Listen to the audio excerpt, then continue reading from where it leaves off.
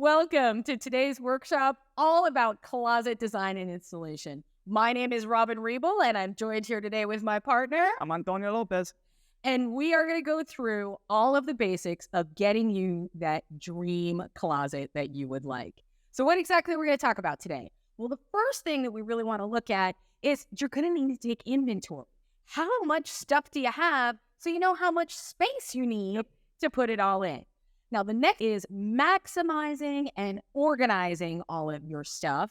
And then, of course, it wouldn't be a workshop if we didn't show you how to install it. And then finally, we're going to look at designing customized options for you. How can you make this basic system work for your specific needs? Yeah, it's a great key point there is focus on yourself. This is about what you want to accomplish because there's a lot of different ways and you see things on social media, on trend, a lot of options out there. But when you start off at that first point, Robin, that you mentioned, the inventory and the intention, this is where we get started. So ask yourself this question, look at your stuff and think about what do you have? Now, keep this in mind. We're focusing on traditional closets. We're talking about your wardrobe, your clothes, but this can apply with any type of space you're organizing, whether it's a pantry, so think about those basic principles, but answer that question. What do you have? And start to make a list if that helps you. But get that gauge because once you figure out everything that you have, you can now decide what's the best way to get that organization implemented. One of the tips that you mentioned, Robin, I remember you talked about this, is you're a big believer in the hanger trick. Yes, I love the hanger trick. So you put the hanger in one way that's opposite to the other hangers? Yeah, you put your hangers in backwards, right? And after 6 months, or you could do 3 months, if you look in your closet, whatever is still turned backwards, you haven't touched that piece of clothing. So do you really need to have it in your closet? Opportunity to make a donation, sell it off, hand it down. But it's just really helpful because if you're answering the question of what do you have and you've got too much, then think about ways to help out. I know firsthand, growing up in New York City, really tiny apartment, space was a commodity. So, we really had to be intentional with what we had in any given time. Fast forward now, I own a home and it's a different story. I gotta ask myself, why do I have all this stuff? That's exactly it. It's a good and bad. If you're limited space, you got to make the most out of that space. And if you have too much space, you have a tendency to kind of just stick things in there. But if you're not utilizing it and somebody else can, why still hold on to it? Exactly. So we check that off. We've got the inventory of what we have. And then we're answering now the question of what's the purpose? What do I want to accomplish with this closet space, with whatever nook and cranny you're trying to organize? Because if you've got a ton of storage, you can organize in a bunch of different ways. But again, the point here is figure out what you have and then figure out what you want to do and what's the reason you want to do it. I think it's a really kind of helpful starting point here because this could be overwhelming, for those that are not like great self-starters. They're like, man, I don't want to start this at all. There's too much going on. Just let it be. It's good enough. It works right now. It's easier just to keep sticking stuff in there rather than actually taking the time to organize it, right? Check that off. And that brings us now to that next part because now we know what we have, what we want to accomplish. So you can get a better idea of how you want to store these items in your closet space. Right. And Robin, I know you're big on the next part coming up. I am. I'm really big on the organization of it all. And really, this is about maximizing that space and organizing your stuff. So now you've kind of taken your inventory. You said, hey, I want my closet to be this, right? Just to have all my clothes in it. It also needs to be a linen closet. Whatever your purpose is, now it's time. How do we figure out how much space do we need to accomplish the purpose? And we do that by organizing and maximizing. And the first thing that we do is group like things together. That's so important.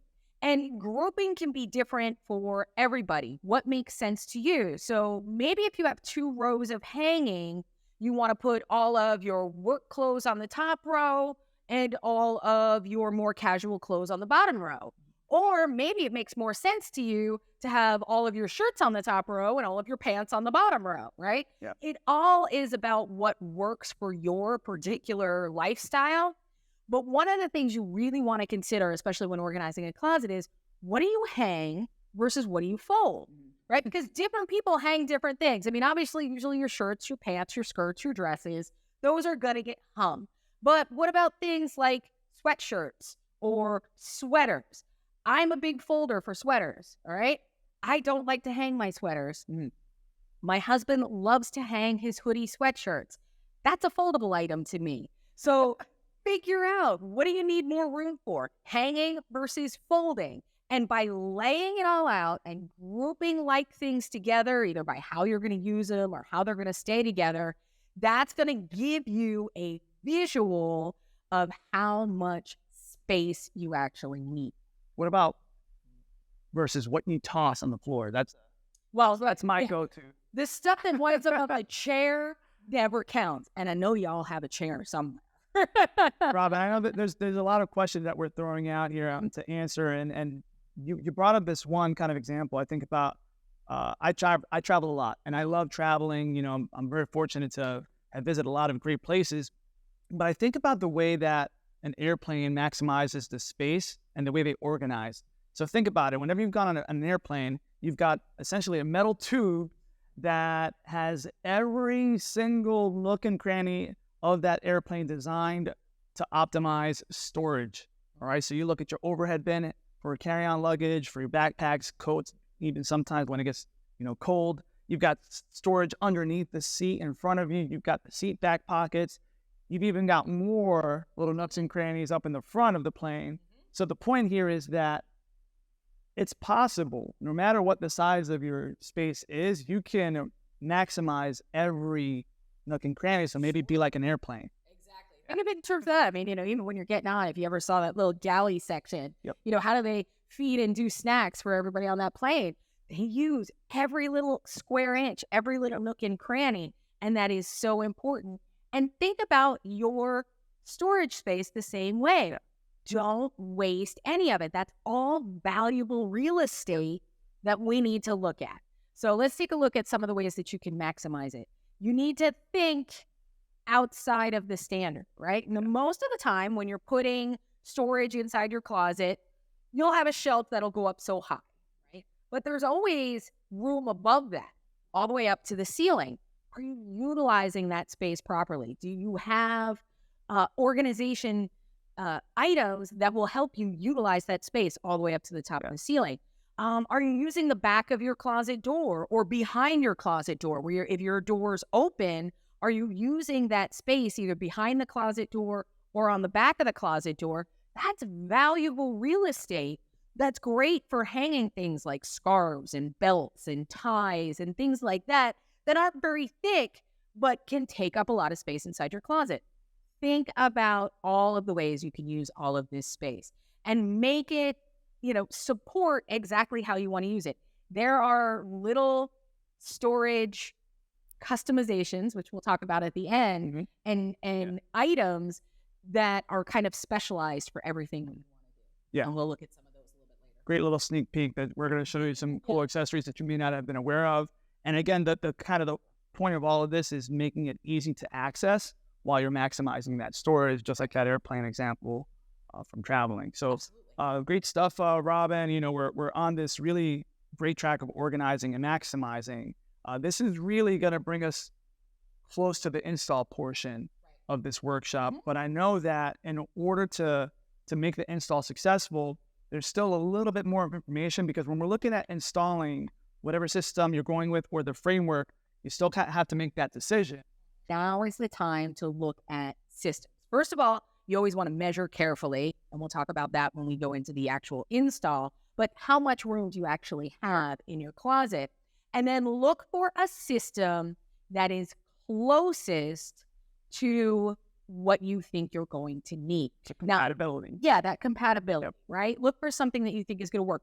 Do you need 2 levels of hanging, or would you benefit from 2 levels of hanging versus a single bar of hanging, right? I love that 2 level of hanging. You're basically doubling your closet space. So that's a great way to think of that. Now, the wire shelving is our number 1 seller. And I know a lot of people are not fans of the wire shelving, but these are the greatest kits. They're super easy to install, and they are incredibly versatile. And you can change that look, which we're going to get into in a minute. Now, one thing that a lot of people complain about is that weight capacity, right?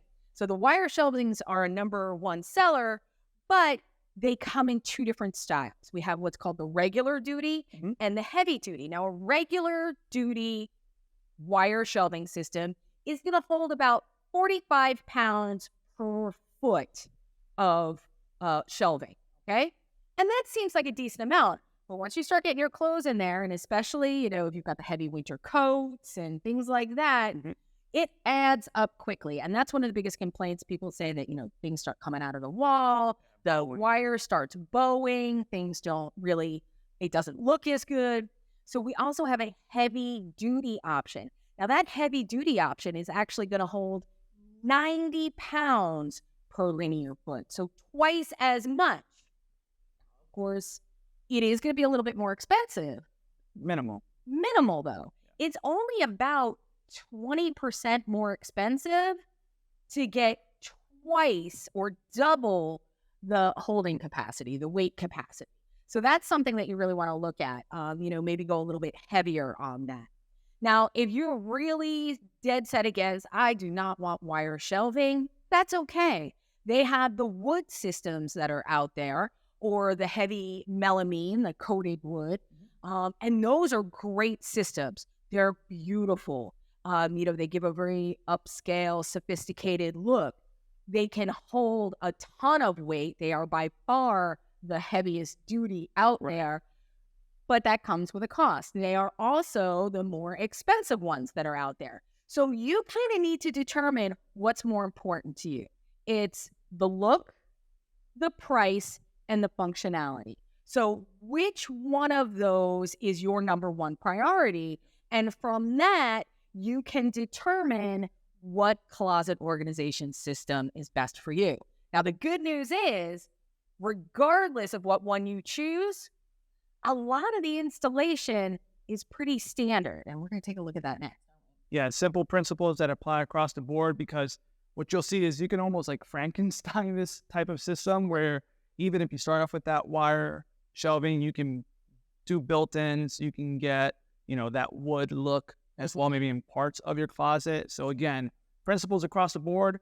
We're going to cover that in this install, and you can apply it because you'll see we'll highlight things like stud location, making sure things are secure, flush, measuring, and that it's all level. That's a key. Level is important. All right, Robin, so let's level up this workshop and let's play this install video. Again, this is going to be a basic vented wire shelving installation. So check this out right now.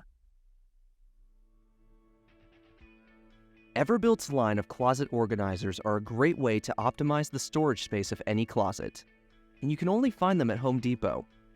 Installing it is a simple project that takes just a few tools, a little patience, and a few hours to complete. In addition to the included accessories and materials, here's what you'll need for the installation. Measure your closet before buying to be sure you have the right Everbuilt organizer for your space. In this video, we will be using the 5-foot to 8-foot closet organizer kit to install into studs. This kit is a great option for consumers looking for a solution for a reach-in closet with a width between 5 and 8 feet. Before installation, choose the right layout plan from your product manual to match the width of your closet. Now, we're ready to install your Everbuilt closet organizer. Measure 84 inches from the floor and level each hang track. Secure the hang track to stud locations using the included panhead screws. If stud locations are not available, use included drywall anchors to secure hang track to the wall. Install your hardware every 16 inches or closer along the hang track. Try to line up the hang tracks with studs if they're available. Attach the vertical rails to the hang track in the proper locations for your selected organizer width, as shown in the product manual. The space between the center rails should be 24 inches apart or less. Retain a minimum space of 2 inches at the ends of the hang track. Use panhead screws when securing to studs. Insert the shelf brackets into the vertical rails at your desired positions based on your chosen configuration. Install the shelf caps on the end of your shelves. Push the shelves on the shelf brackets toward the wall. Let the brackets tip pass through the front lip of the shelves. Place the back wire of the shelf behind the bracket hook. Then, pull the shelf forward until the back is secured within the hook. Install your rod support brackets.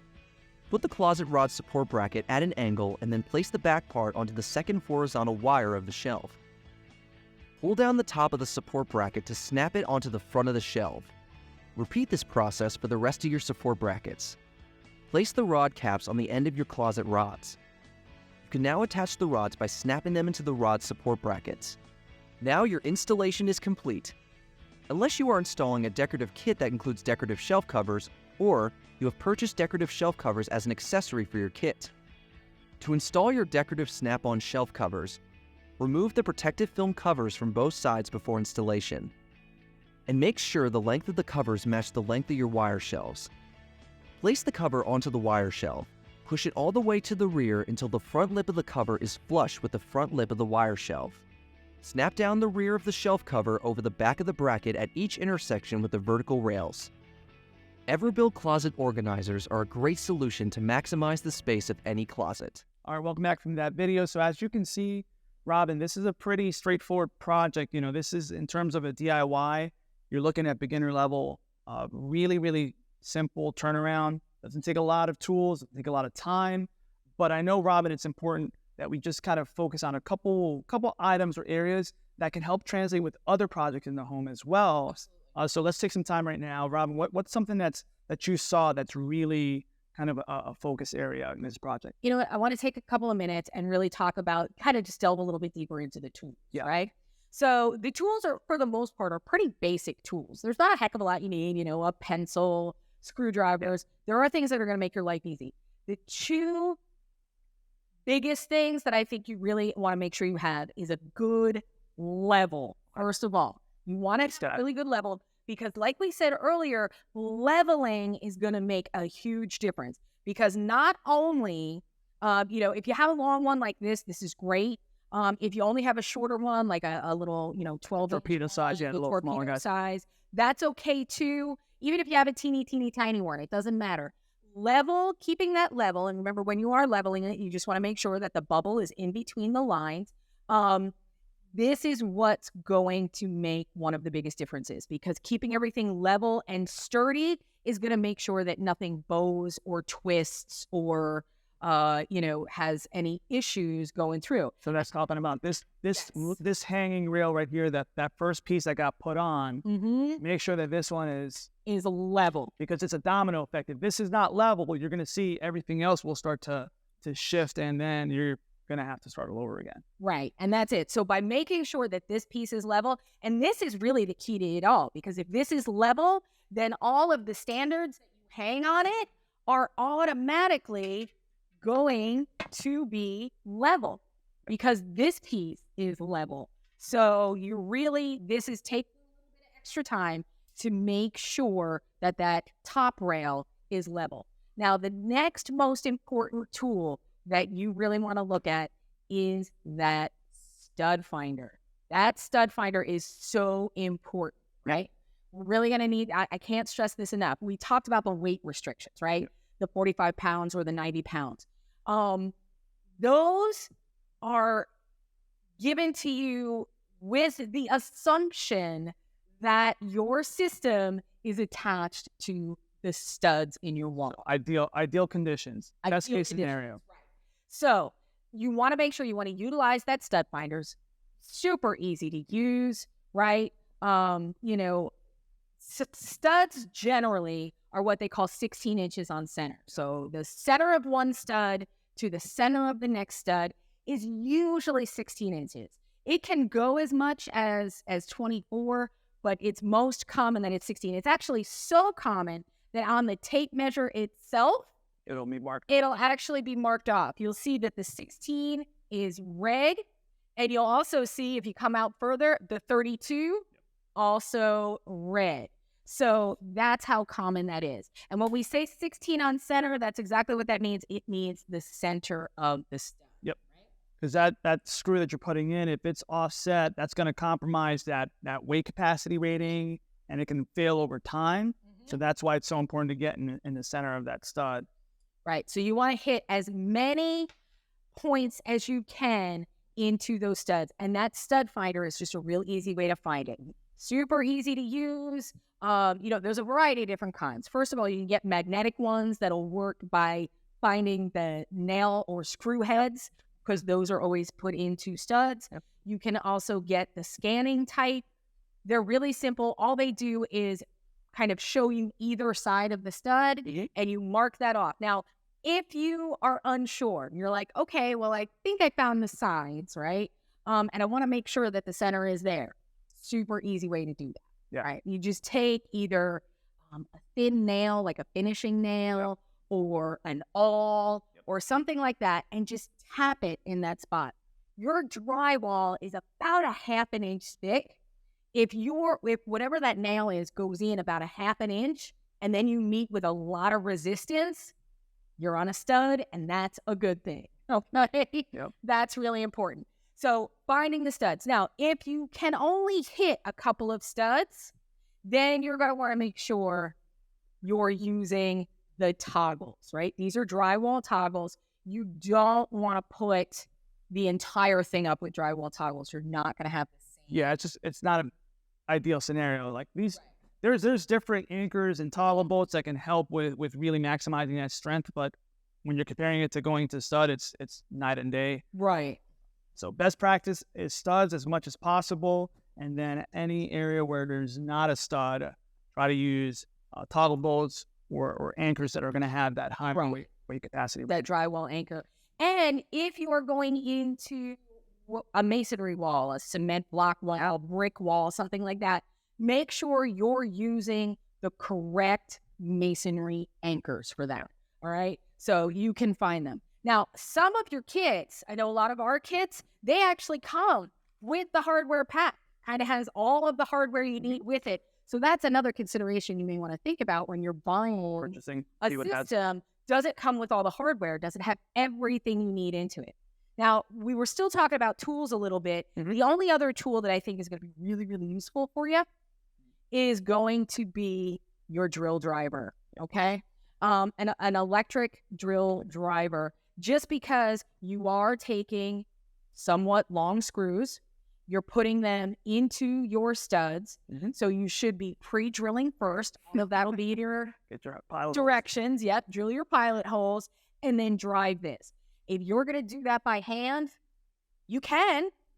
It's going to take a lot longer. It's going to take a lot longer, and it's going to take a lot of effort. This is going to make your life so much simpler. So get a power drill. This is an impact driver, but there's, if you've got a general basic power drill where you can dial back the power, keep it on a lower setting, and then get some drill bits to make those holes that you mentioned, the pilot holes, and then screw in bolts. Right, screw in those bolts. Hardware. So those are the three biggest ones. Anything else is just going to be a bonus. Often you can get these shelves cut to size at your local store. So you may be able to get them cut down to size if you need to cut the wire. If you did not, you can do it yourself as well. There's a couple of different options. I like things like a rotary tool just because they have a lot of different bits and ends. So this could be a really helpful hobby tool, but also for projects and DIY. It's small, it's easy to handle, and you use a metal cutting bit to kind of cut through that wire shelving. Regardless of how you cut that wire shelving, just make sure that you file it off at the end to make sure you smooth out the edges.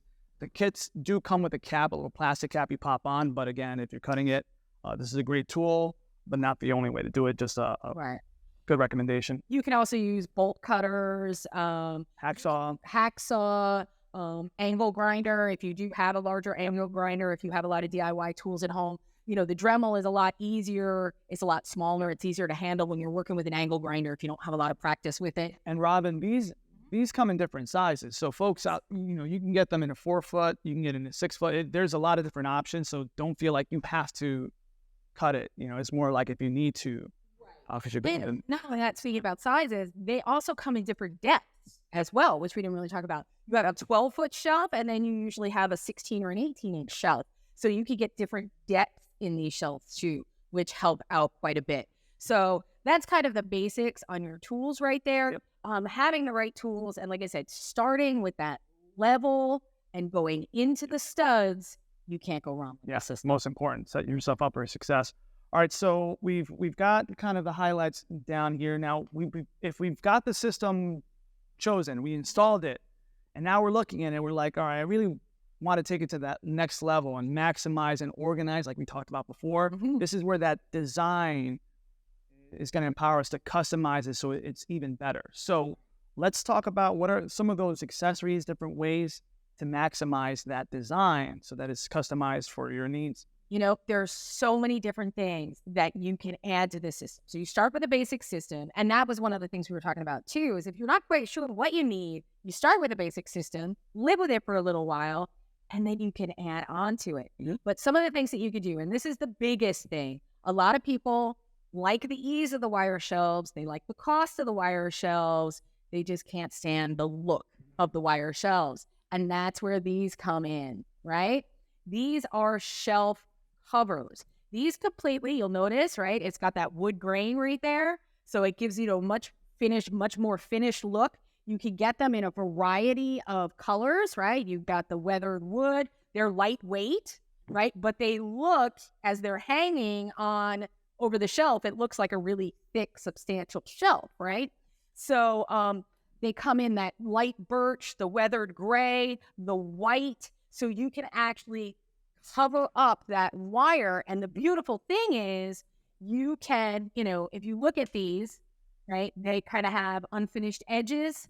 They come with edge pieces that just snap right on.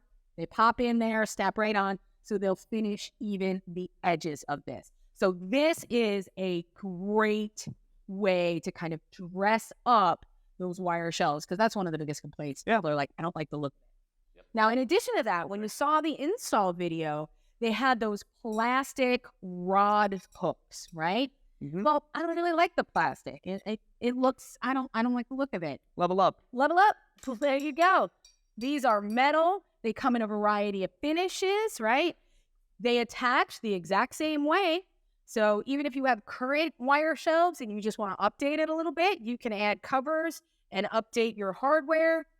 Beautiful, right? You'll get that same look. It'll still hold the rod the exact same way. Level up. Great call out right there. Love that. I mean, that's just the sound, the feel of this alone. It feels way better, because that was one of my hesitations with wire shelvings. Is you saw that plasticness, it just didn't feel right. Didn't feel substantial. What else have we got there, Robin? We got drawers here. Drawer system. And you can get a variety of drawer systems, from single drawers. You can get deep drawers. You can stack multiple drawers. And the beautiful thing about it is they hang the exact same way that your shelves do. You'll actually put in a bracket arm, just like you would with a standard shelf, and these slide right on to that bracket. That's great. So all it does is just slide right in there, and you can add shelving units. And again, they come in a variety of finishes, just like your shelf covers. They have soft close, so they're really, really nice. So again, you can get that kind of built-in look, still using the same base and same install package as your wire shelving. It feels like Legos at one point. Like being able to just build it on different ways as you kind of go along. So you don't have to do this out the gate, like at the beginning. You can add these on after the fact. Start off. Right? So start off with wherever you can. The final feature that I absolutely love too, because this is my biggest challenge, is where do I put so many shoes? So many shoes.